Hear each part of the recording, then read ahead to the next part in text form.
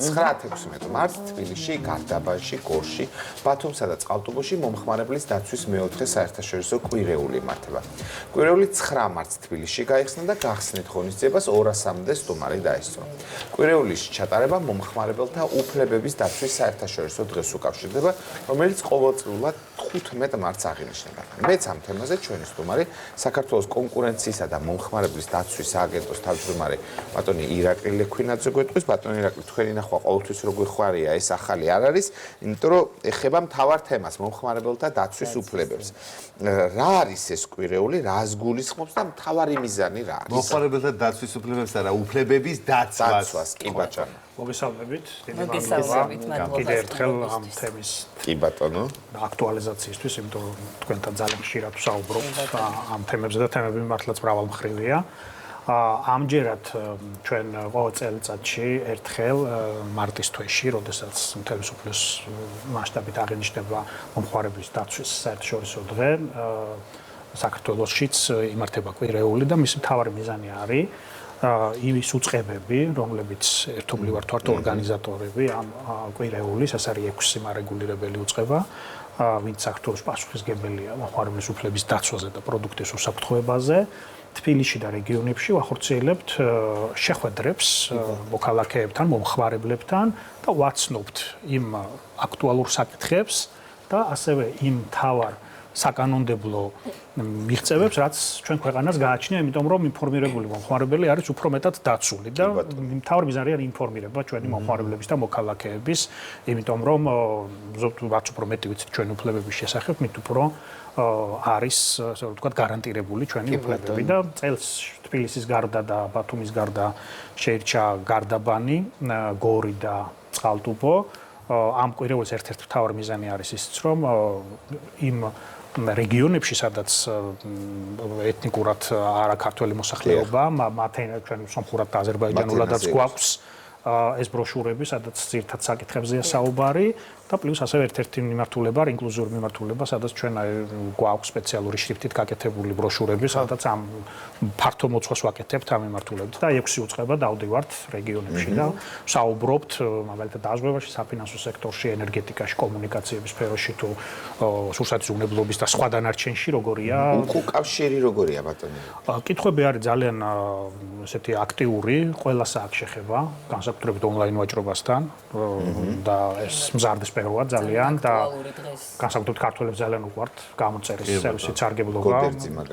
იმიტომ რომ თვითონ კომპანიებს საუბრობენ. მაგრამ ამ ღონისძიებას უფრო ბიზნესი ესწრება თუ ის მომხმარებლები, რომელსაც რაღაც კონკრეტული მაგალითები აქვს, როცა დაერღვა მათი უფლებები.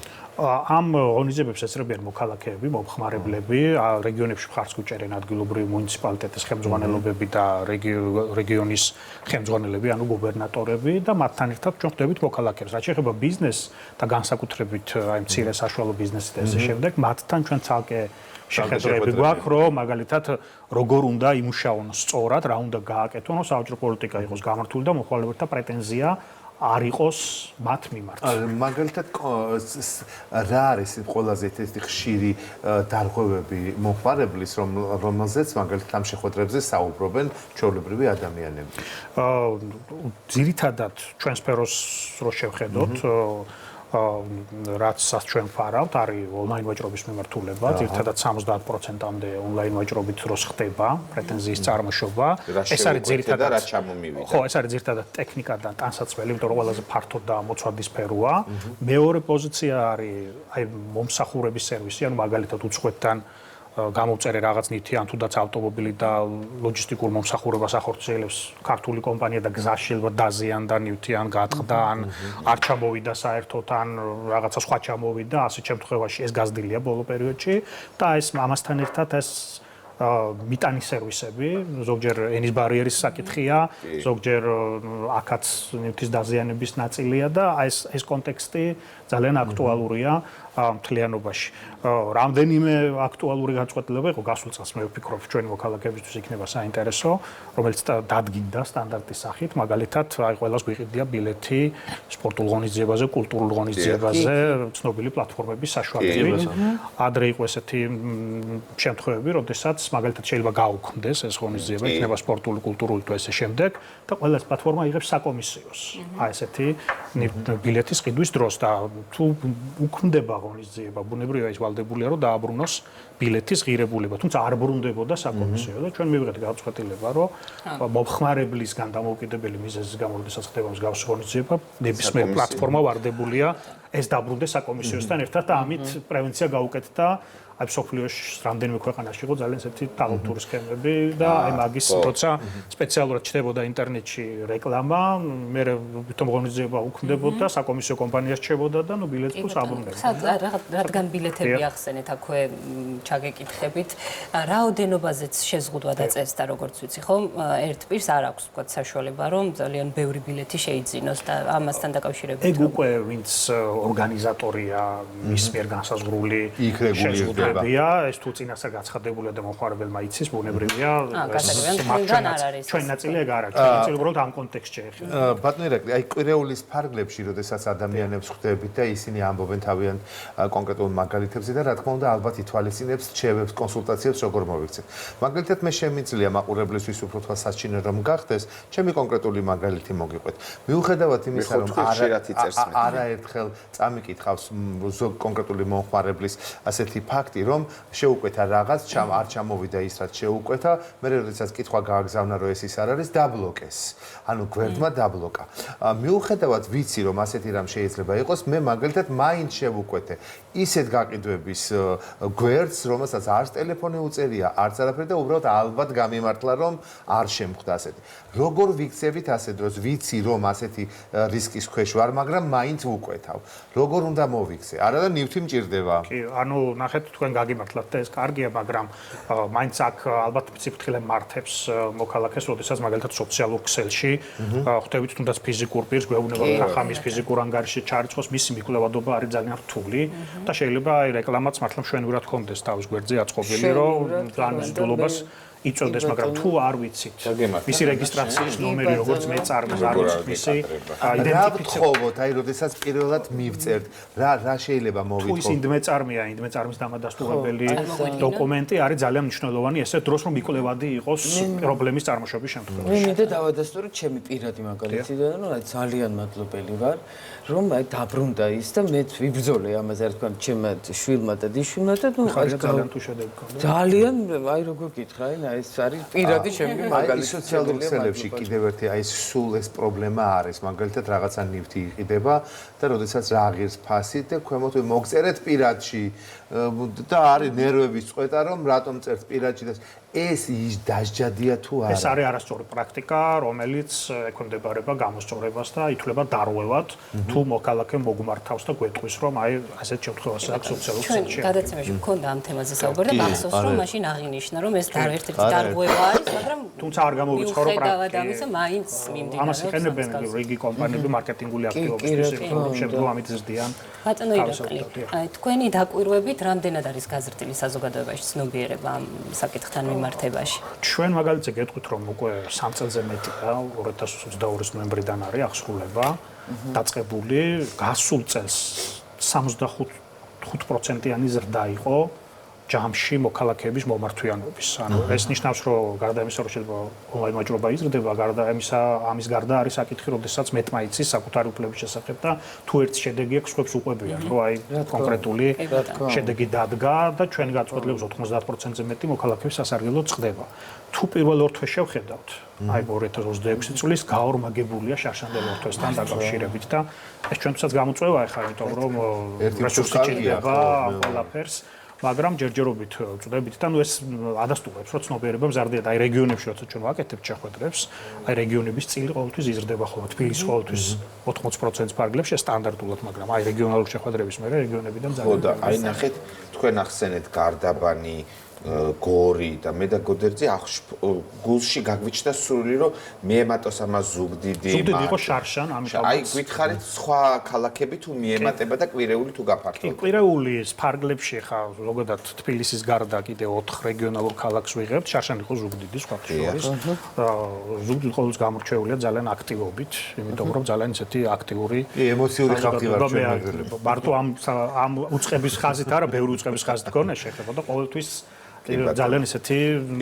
აქტიურად ინტერესდებიან საკითხებით. განსაკუთრებით ალბათ საჩივრები არის კიდე ამაში თქვენთან ერთად ჩართულია სურსათის უვნებლობის სამსახურიც მათ მიმართაც არის ალბათ ხო ბევრი კი სურსათის უვნებლობის სამსახურიც ესაც მოხმარებელთა უთმობების დაცვა პროდუქტის ვარგისიანობის ნაწილში ეხება ფინანსურ კონტექსტს საქართველოს ეროვნული ბანკის წარმომადგენლები და სახელშეკრულებულ ურთიერთობებში მოქალაქეებს დაცვის ისინი საუბრობენ მოქალაქეებს კომუნიკაციები და ენერგეტიკაზე შესაბამისი უწყებები და დაზღვევაზე ასევე შესაბამისი უწყებები. ყველა ესეთ ფართოდ მოცული თემებია, სადაც ყოველდღურად გვაქვს შეხება ინტერნეტის ხარისხთან, სასწავლო ხელშეკრულების მომსახურებასთან, ელექტროენერგიის გაუფრთხილებლად. აქვს რაღაცა პრობლემები არის, პრობლემები როდესაც რაღაც კუთხური ნიშანი ახლავს თან? არა, ვერ ვიტყვი, ეგრე ჩვენ მთლიანობაში უყურებთ და გითხარით, რომ აი ონლაინ ვაჭრობა ჩვენ შემთხვევაში. აი ეგ მაინც ჩაგეძიებით, ბოდიში ჩაგეჭერით.